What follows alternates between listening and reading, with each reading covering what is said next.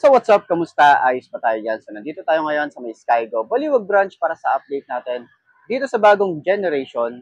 Ito yung Skygo Wizard 125. So ano nga bang binago nila rito? Alamin natin yan.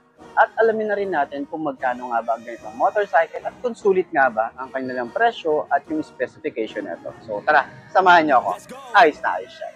Time to grind, get inside your mind. Yeah, we working overtime. That's the only way to climb. We gon' make it in our prime. Signing on the dotted line, cashing checks left and right. That's the way I'm living life. I feel alive when I got a goal in sight. Chip away, I gotta fight. Ain't nobody else in sight. Man, I think I see the light. Yeah, that shit is so bright. Follow me, I got the guide. See you on the other side, son. Ain't nobody know. So yun na nga mga best, no, meron tayong nakita rito na new generation yung tawag dito sa bagong Skygo Wizard 125. Available na po ulit yung mga 125cc, 150cc ng Wizard or 175. Update ko rin kayo doon para at least meron tayong idea ano nga ba yung mga bagong lumabas ngayon na Wizard 125. So umpisa na natin yung walk around nito at ayan, gusto ko kong i-share sa inyo to. Ayos yan. So, syempre, sa mga pang-tricycle talaga, is, ito na yung pangkaraniwan na nakikita natin eh. 'Di ba? So, LED na yan. Yun yung kanya lang update dito. Naka-LED na. Box type yung ating signal light. Kabilaan naman yan. Pero bulb type yan. And then, busina. Meron tayo rito ang rubber boots. Naka-telescopic fork tayo rito. Meron tayong fender na maganda yung paint job eh. Medyo ano lang talaga, maalikabok. Kasi nandito tayo sa labas, okay? So maganda rin yung paint job para dito sa kanyang forks. And yung kanyang tires, naka-wide spoke tayo, naka-drum brake. Ang kanyang size dito ay 2.75 by 17. Ito naman yung binago nila rito. Napansin natin na ang binago dito sa Skygo Wizard 125 is yung decals. Halos sumasabay siya dun sa Monarch 125. So pag tiningnan mo, walang pinagkaiba na ano, di ba? Yung kulay lang siguro. Kasi dito, dark gray, tapos white. And then may Skygo, may Wizard 125, and then may Euro 3 dito sa side, and then gray and white. Yun yung mga decals na meron siya. Tsaka, minimalist lang, di ba? So, kung gusto niyo naman magpa-sidecar or pang-tricycle, meron na tayo nakaabang dito. Yan, papa-install na lang kayo. And then meron tayong lock dito para kapag nagpark tayo sa mga mall, secure yung ating motorcycle. Ayan. So naka Euro 3 yung kanyang makina, carb type. Malay naman natin, maglabas din sila ng FI na ganito, 'di ba? Malay naman natin, baka sumabay. So, ayan yung itsura natin. Meron tayong Skygo dito na pangalan para at least alam mo kung kanino talagang makina yan. And maganda yung chassis niya, maganda yung pagkakadugtong, pagkakahinang. Yan. May kickstart pa rin naman tayo rito. Hindi naman inaalis ni Skygo. Meron tayong foot pegs na hindi napiflip pero combination ng rubber and metal and rear brake pedal. Ayan, smooth naman. Tsaka hindi siya tumutunog dun sa ilalim. Kagandahan, meron din kasing goma. 'Di ba? Yun yung mga magaganda doon. Hindi siya nagkakaskasan yung mga bakal to bakal eh. And yung ating foot pegs para naman sa angkas, dito siya, naka-attach na talaga siya dito sa swing arm natin. So, hindi na siya matatanggal. Yan na talaga yan. Tambucho, mahaba. Meron tayong cover na metal naman yan. Naka-dual shock tayo rito, adjustable. Pero kung gusto nyo ng additional na shock, meron naman siyang nakaabang para dito.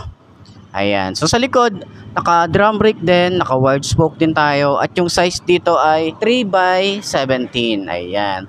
So, sa gas tank, malaki yung gas tank na ito. Parang iniba na rin nila yung style na ito. Sinunod nila dun sa Monarch. Ayan. Yan yung datingan niya. Okay. So maganda rin yung paint job. Okay. Goods sa ating handlebar na hindi naman siya ganun kataas pero naka-upright pa rin naman tayo rito. Relax yung ating pagra-rides or pang long ride, short ride. Relax tayo rito. So yung kanyang panel gauge, naka-analog type pa rin naman tayo rito.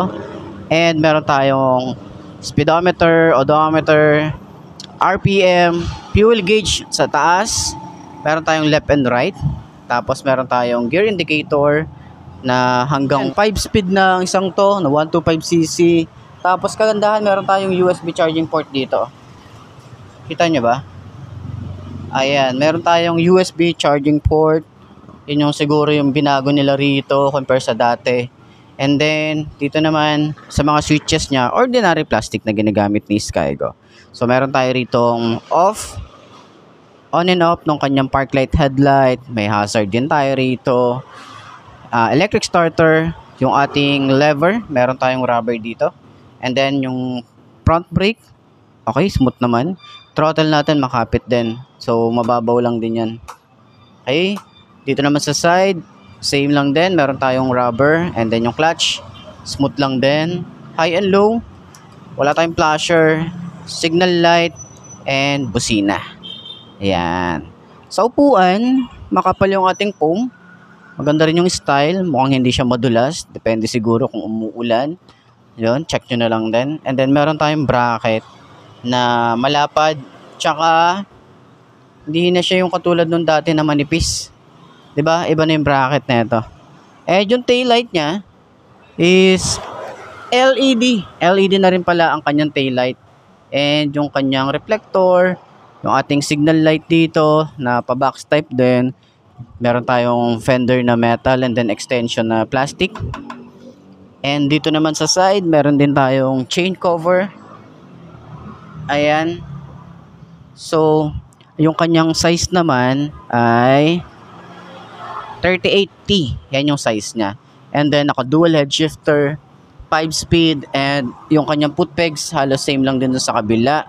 And ito yung itsura ng ating makina. So, try natin sakyan kung abot ba ng 5.2 na kagaya ko itong motorcycle na to. So, tara, sakyan na natin. Ayos yan. Take off, never gonna stop till I'm chilling at the top, yeah. So get out my way, I'm here to stay. You can try another day, yeah. 'Cause I love the taste of winning the race. Gold medal, first place, yeah. Never gonna stop till I'm chilling at the top, yeah. Gonna stop till I'm chilling at the top, yeah. Never gonna stop till I'm chilling at the top, yeah. Gonna stop till I'm chilling at the top, yeah. I'm a vet, 'cause I work with every breath, man. Okay, upuan natin. Itong bagong Wizard 125 New Generation. Siyempre, alam naman natin kung ano yung bago sa kanya. Side stand natin. And then, ang itsura niya kapag naka-side stand, mukhang hindi naman siya alanganin kapag na-side stand natin. Lalo sa mga parking, hindi siya mukhang bubuwal. Okay? So, sa mga nagtatanong kung ano nga pala ang height ko ay 5'2". So, at least kung bibili ka, katulad ko yung height mo, 5'2" ang aking height. Check natin. Ayan. Yan ang itsura natin kapag hindi pa tayo nakaka-akyat na. No? Yan yung itsura natin. So, ito ang 5'2". Sobrang tingkayad. Pero, kagandahan din naman kasi is magaan yung motor. Kaya, manageable naman siya. Kaya natin siyang i-maneuver. Turning radius niya, hindi naman siya ganun kalawak. Pero, saktuhan lang din naman to. And then, yung kanyang shock, kita niya naman yan. Maganda yung bounce niya. Diba? Sa likod, dahil nga dalawa lang yung shock na ito, goods na rin naman. Kung pang-long ride din naman, okay na din. Pero kung gusto niyo ng mga pampasada, pwede kayo maglagay pa rito ng additional na shock, kabilaan, 'di ba? So, ayan. Yung feels natin dito. Okay din naman yung upuan, malambot din naman. Tsaka ganito talaga yung mga pangkaraniwan na ginagawa, lalo na kapag mga pampasada, yung mga ganitong motorcycle. Ayan, hindi naman tayo masyadong subsob, saktuhan lang din. Okay? Ayan. So, sa lahat ng mga gustong kumuha nito, pwede nyo i-message si Skygo Baliwag or ako, pwede nyo akong i-message sa Facebook para at least matulungan ko kayo, ma-assist ko kayo dito sa branch nila. Ayos yan. Center stand natin. Magaan lang din siya. Ayos. So, yun ang mga best, no? Sa lahat ng mga nagtatanong kung magkano nga ba ang ganitong motorcycle, kapag kinuha nyo siya ng cash, ay makukuha nyo siya ng 44,000. At kapag naman kukuha kayo ng installment, papakita ko na lang din yun sa screen nyo para at least meron tayong idea kung ano nga ba ang kanilang months and down payment. So, sa lahat nga pala ng mga nakagamit na nito, pwede nyo i-share dyan sa comment section ano yung mga naging experience nyo dito sa motorcycle na to. Para at least dun sa mga willing na bumili ng ganitong motorcycle, at least meron silang idea. Diba? Share natin yan. Ayos! So, yun na nga mga best, no? Ito na ba ang motor na babagi sa'yo? Kung ito na nga ay markahan mo na yan at mag-subscribe ka na sa aking YouTube channel, i-click mo na rin yung notification bell para updated ka sa lahat ng videos na upload natin. Dito araw-araw sila yung tatandaan, wala sa brand ng motor ang tatagal yan. Kung di nasa pag-aalaga mo yan, tatagal yan. Ayos na ayos yan. So, kita ka na lang ulit tayo bukas. I'm Mark D. Ciao. Maraming salamat sa inyo. Babush. Haha. Gonna stop till I'm chilling at the top, yeah. Gonna stop till I'm chilling at the top, yeah.